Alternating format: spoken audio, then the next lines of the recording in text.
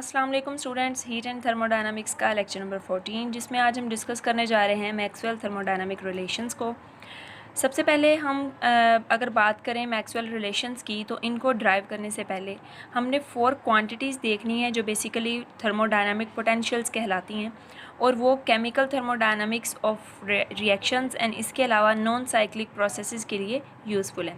ठीक है, उसमें फर्स्ट जो है वो है इंटरनल एनर्जी, सेकंड है एंथैल्पी, थर्ड है Helmholtz free energy and fourth है गिब्स फ्री एनर्जी। ठीक है, अब इसमें हम डिस्कस करेंगे कुछ इक्वेशंस जो कि हमने पूरे जो हमने जब मैक्सवेल रिलेशंस को डिराइव करना है तो उसमें हमने यूज़ करनी है।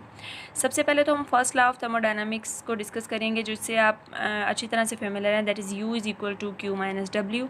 U जो है वो इंटरनल एनर्जी को शो कर रहा है, Q हीट को, एंड W जो है वो वर्क डन को।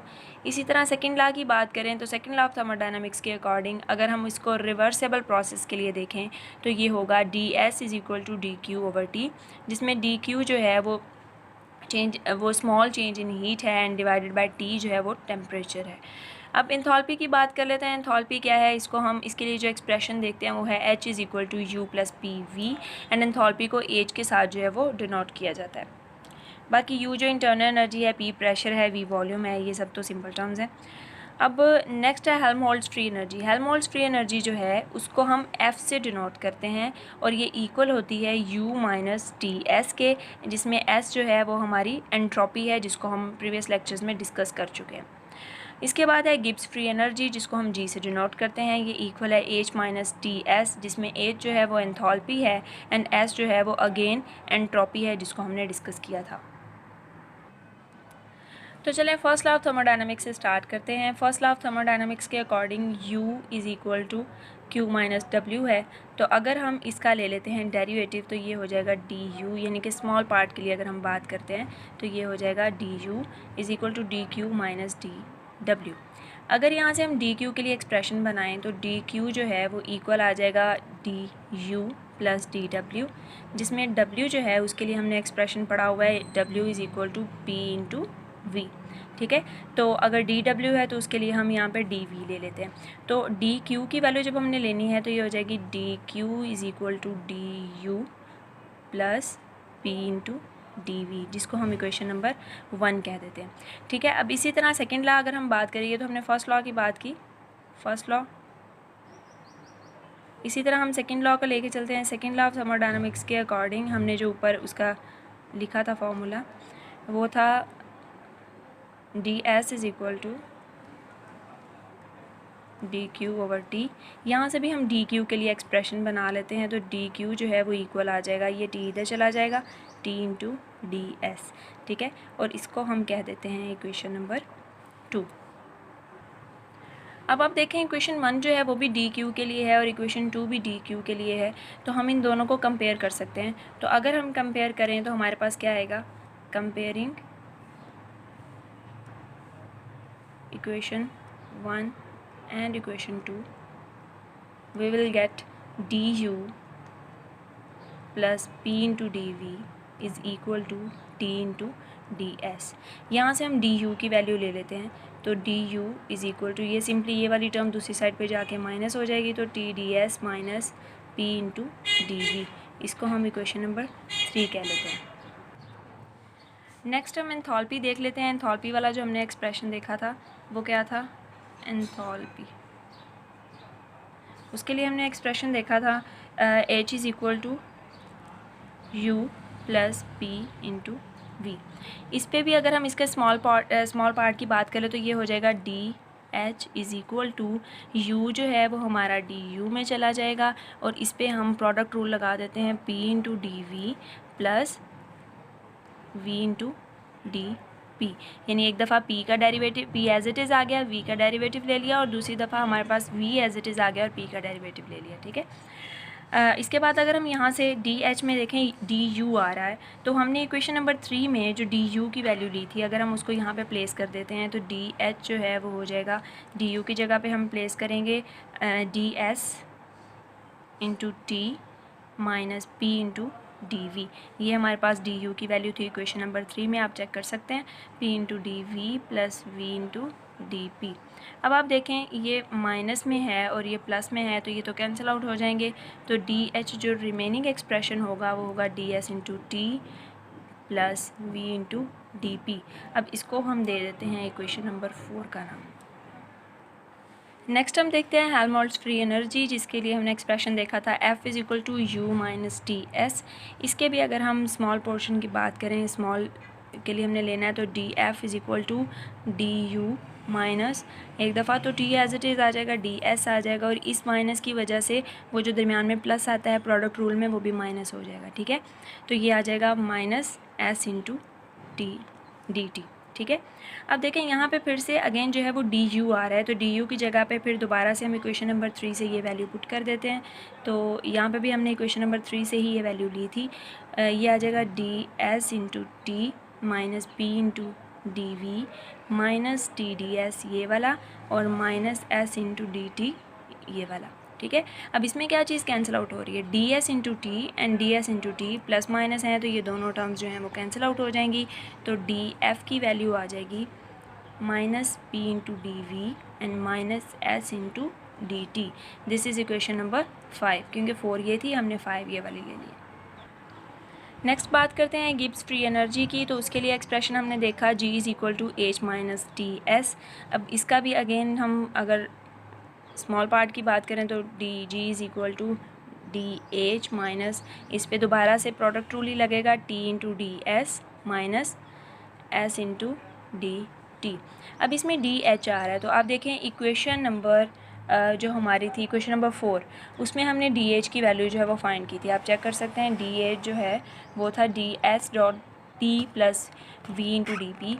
तो ये हम जो है वो डी एच की वैल्यू यहाँ पे प्लेस कर देते हैं, तो ये हमारे पास आ जाएगा D G is equal to D H की जगह पे हम लगाएंगे D S into T plus V into D P from equation number 4 minus T D S minus S D T, ये एज इट इज़ आ जाएगा। ठीक है, अब देखें यहाँ पे कोई चीज़ कैंसिल आउट हो रही है, देखें D S into T and D S into T plus minus के हैं तो कैंसिल आउट हो जाएंगे, तो डी जी की जो वैल्यू आएगी वो होगी V into D P minus S into D T.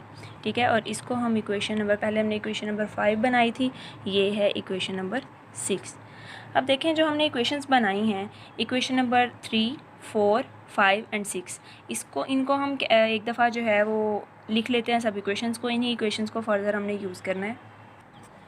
तो स्टूडेंट्स ये थी हमारी वो 4 इक्वेशंस जो हमने बनाई थी। अब आप देखें यहाँ पे मैंने कुछ स्टेप्स आपको बताने हैं, उन स्टेप्स के ज़रिए मैक्सवेल रिलेशन जो है वो फाइंड आउट करना जो है ज़्यादा आसान होगा। आप देखें यहाँ पे जो हमने टी अगर लिया हुआ है पार्शियल डेरिवेटिव की फॉर्म में, अब हम इसको लिखने जा रहे हैं, तो डी यू वाला जो एक्सप्रेशन है इसको हम इस तरह से लिखेंगे। देखें D U is equal to, यहाँ पे देखें टी है, ठीक है, इसकी जगह पे हमने सब्स्टिट्यूशन करनी है। तो अगर हम लेट करेंगे ये पूरा एक्सप्रेशन इसके इक्वल है, तो टी जो है वो किसके इक्वल आएगा, टी इक्वल होगा partial you over partial S. ठीक है, तो हम यहाँ पे पार्शियल फॉर्म में लिख रहे हैं, ये याद रखें आपके, इसको पार्शियल फॉर्म में लिखने के लिए हमने ऐसा किया है, D partial you over partial S लिखेंगे, और इसके साथ ये वाला डी एस जो है वो हमारा एज इट इज़ आ जाएगा माइनस। इसी तरह ये माइनस पी जो है, माइनस पी यहाँ पे वेरिएबल है, इसके साथ जो है ये चेंज आ रहा है, ये हमारे पास क्या है, कांस्टेंट टर्म है, तो इसकी वैल्यू हमने लेनी है। तो ये इक्वल हो जाएगी डी यू ओवर ये वाला डी वी इधर चला जाएगा, यानी बेसिकली क्या होगा, पार्शियल यू ओवर, दरम्यान में प्लस ये भी आएगा क्योंकि हमने माइनस पी की वैल्यू ली है, partial you over partial v. ठीक है, और इसके साथ ये वाला d v as it is आ जाएगा। ठीक है, इसी तरह अगली इक्वेशन बनाते हैं। देखें हमने टी की जगह पे पुट करनी है क्योंकि टी यहाँ पे कांस्टेंट टर्म है, और ये जो है वो डी एच है, तो इसको हम क्या लिख लेंगे, partial H divided by D S है, उधर जाके क्या हो जाएगा, पार्शियल एस। ठीक है, तो इस तरह से हमने टी की वैल्यू ले ली है, और इसके साथ ये टी की जगह पे तो हमने ये सब्स्टिट्यूशन कर दी, और डी एस जो है वो इसके साथ एज इट इज़ आ जाएगा। इसी तरह देखें नेक्स्ट वी के लिए क्या होगा, partial H over partial P. ठीक है, और इसी तरह हम इसके साथ डी पी जो है वो एज इट इज़ लगा देंगे।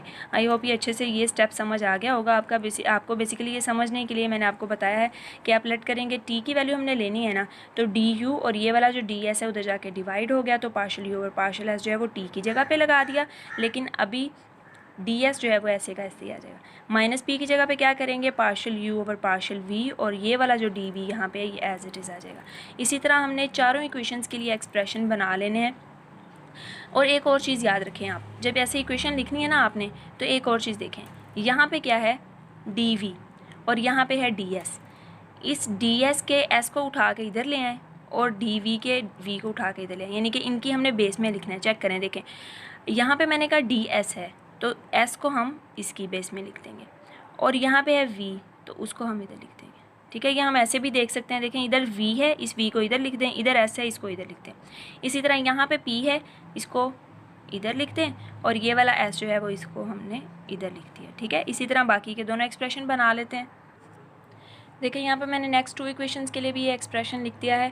अब इसको भी वैसे ही हमने बनाया है, वहाँ पे हमने पी और एस माइनस पी और माइनस एस की जगह पे ये पुट किया है, और इसी तरह जो इक्वेशन जो लास्ट वाली थी, जी वाली जो इक्वेशन बनी थी, उसमें हमने वी की जगह पे ये और माइनस एस की जगह पे ये पुट किया।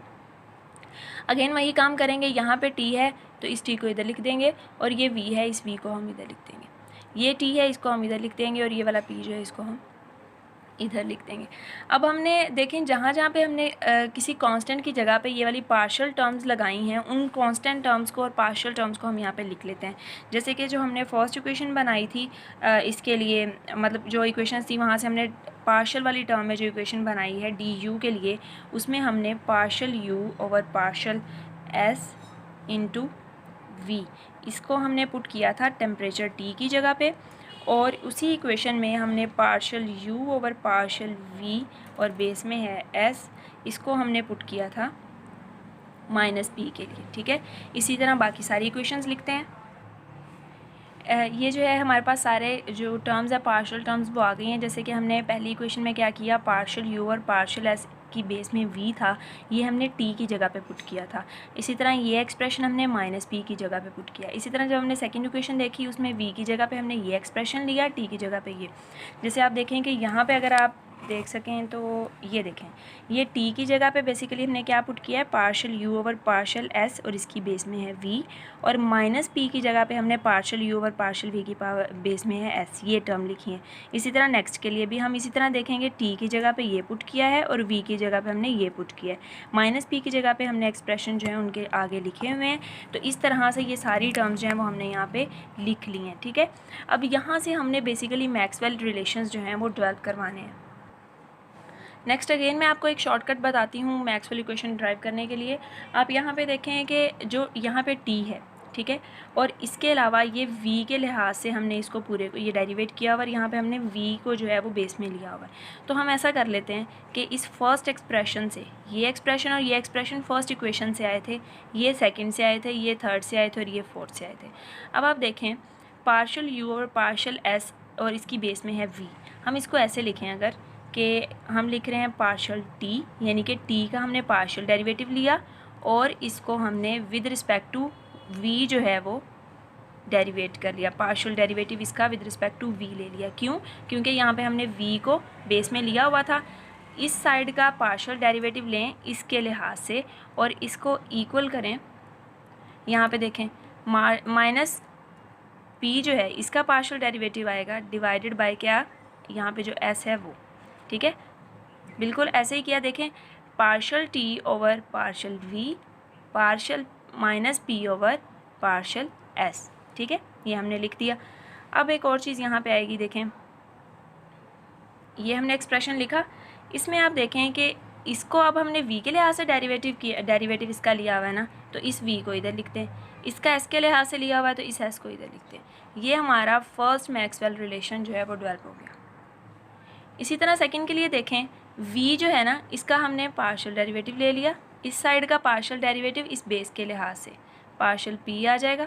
ठीक है, और इक्वल ये आ जाएगा partial t over partial p के। ठीक है, partial t over partial, sorry यहाँ पे मिस्टेक हो गई, यहाँ पे जो है वो s आना था। ठीक है, ये s के लिहाज से था, तो ये यहाँ पे हमारा क्या आ जाएगा partial v over partial s, और इसी तरह इधर आ जाएगा partial t over partial p, क्योंकि इसकी बेस में क्या था p था। ठीक है, अब दोबारा से हम इसकी जो है वो हमने जो बेस डिफाइन करी है वो कैसे करेंगे, इस s को इधर शिफ्ट कर देते हैं, इस p को हम इधर शिफ्ट कर देते हैं।